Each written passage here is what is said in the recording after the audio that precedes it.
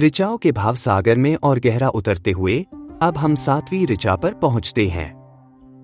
इसके दृष्टा ऋषि हैं मधु, छंदा विश्वामित्र, देवता हैं अग्नि और छंद है गायत्री। मंत्र है उपत्वाग्ने दिवे दिवे दोषावस्तर्धिया वयम्। नमो भरंत एमसे। इस ऋचा का सरल अर्थ है, हे अग्नि, हम प्रतिदिन प्रातः और सायं एकाग्र बुद्धि के साथ तुम्हारे समीप आते हैं। हम कृतज्ञ नमस्कार अर्पित करते हुए तुम्हारी उपासना करते हैं। दिवे दिवे दिन प्रतिदिन की निरंतरता का संकेत है। दोषावस्था रात और भोर दोनों समय। धिया बुद्धि ध्यान और नमो भरंत का अर्थ है नम्र प्रणाम को अपने साथ लेकर आना, अर्थात नम्रता और कृतज्ञता को सचेतन ढंग से जगाना। आध्यात्मिक अर्थ में यह ऋचा साधना के अनुशासन को स्थापित करती है। अग्नि केवल एक क्षणिक आवेग से प्रसन्न नहीं होती, वह उस मन की तलाश करती है जो नियमित रूप से दिन रात सजग ध्यान के साथ वेदी पर उपस्थित हो। धिया वयम् बताता है कि उपासना केवल भाव लहर नहीं, जागरूक बुद्धि का भी अनुष्ठान है, जहां ध्यान, विवेक और श्रद्धा एक साथ आते हैं। जब साधक इस क्रम को अपनाता है तो अग्नि अर्थात भीतर की चेतना ज्योति स्थिर और प्रसन्न रहती है और वही स्थिरता आगे के कर्मों में प्रकाश बनकर उतरती है। दार्शनिक दृष्टि से यह मंत्र रूटीन ही मुक्ति का मार्ग इस सूत्र को रेखांकित करता है।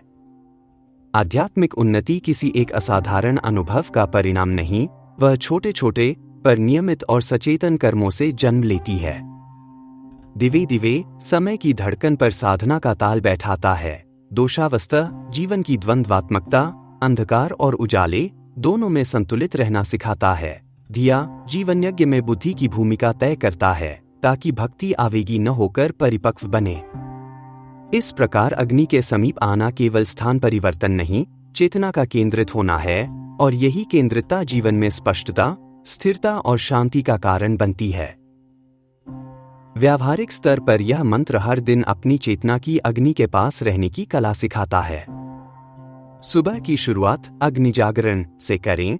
3 गहरी सांसों के साथ एक स्पष्ट संकल्प लें, जैसे आज मैं धैर्य और करुणा बनाए रखूंगा। दिन के बीच में एक स्मृति विराम लेकर बस 3 सांसों के लिए रुकें और खुद से पूछें, क्या मैं अपने रास्ते पर हूं?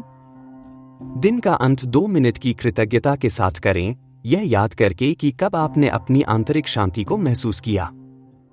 सुबह, दोपहर और शाम का यही छोटा अनुशासन ही नमो भरंत अर्थात सजगता से लौटना है।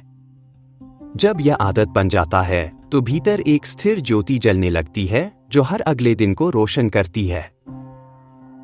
अंततः इस ऋचा का संदेश यही है कि साधना का हृदय नियमितता है। प्रातः और सायं ध्यान और विवेक के साथ नम्रता और कृतज्ञता का अर्पण। जहां यह क्रम बनता है वहां अग्नि जो जीवन की धुरी है हमेशा निकट रहती है और जहां अग्नि निकट है वहां मार्गदर्शन, शांति और दृढ़ता स्वभाव बन जाते हैं। अब समय है इस ज्ञान गंगा में एक और डुबकी लगाने का और अगली ऋचा के भाव को आत्मसात करने का।